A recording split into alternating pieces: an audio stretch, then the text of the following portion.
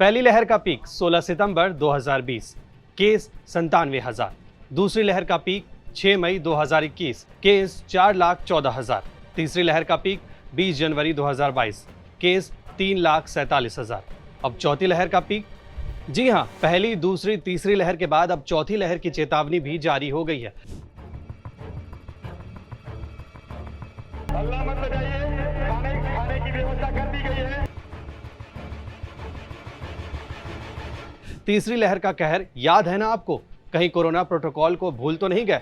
अगर भूल गए हैं तो फिर से याद कर लीजिए, क्योंकि आईआईटी कानपुर के रिसर्चर्स ने अपनी एक नई स्टडी में अनुमान लगाया है कि देश में कोरोना की चौथी लहर आ सकती है। इससे पहले भी देश में तीसरी लहर को लेकर जारी अनुमान लगभग सटीक साबित हुआ था। तो चलिए जानते हैं कि देश में कब आ सकती है कोरोना की चौथी लहर, साथ ही समझेंगे कि रिसर्चर्स ने किस आधार पर यह स्टडी की है।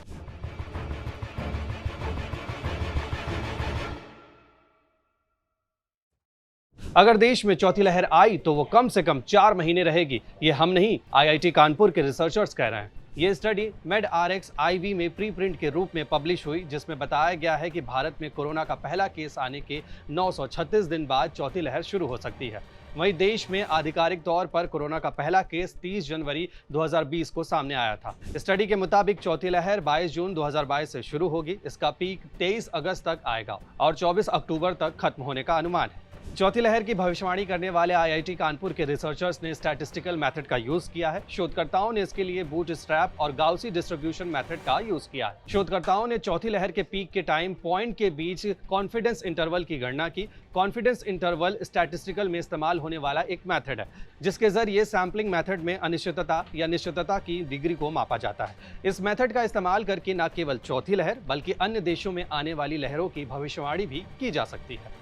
देश में चौथी लहर आने की कितनी संभावना है, इसे लेकर आईआईटी कानपुर के प्रोफेसर शलभ का कहना है कि ये एक अनुमान है, एक साइंटिफिक स्टडी है जो जिम्बाब्वे जैसे देश के डेटा के आधार पर हुई है, जहां कोरोना की चौथी लहर आ चुकी है। उसी के आधार पर हमने भारत के लिए एक स्टैटिस्टिकल मॉडल पर काम करते हुए एक अनुमान लगाया कि अगर चौथी लहर आई तो वो कब तक आ सकती है।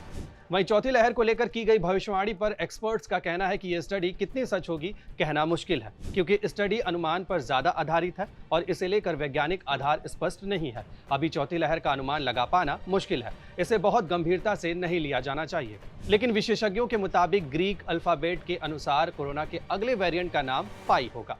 भारत में जनवरी में शुरू हुई कोरोना की तीसरी लहर फरवरी के अंत तक लगभग खत्म हो चुकी है, लेकिन खतरा अभी टला नहीं है। इसलिए कोरोना प्रोटोकॉल को भूले नहीं, बल्कि उसका पालन करें, यानी 2 गज की दूरी, मास्क अभी भी है जरूरी। ऐसी और भी स्टोरीज के लिए जुड़े रहे दैनिक भास्कर ऐप के साथ। शेयर और डाउनलोड करें दैनिक भास्कर ऐप।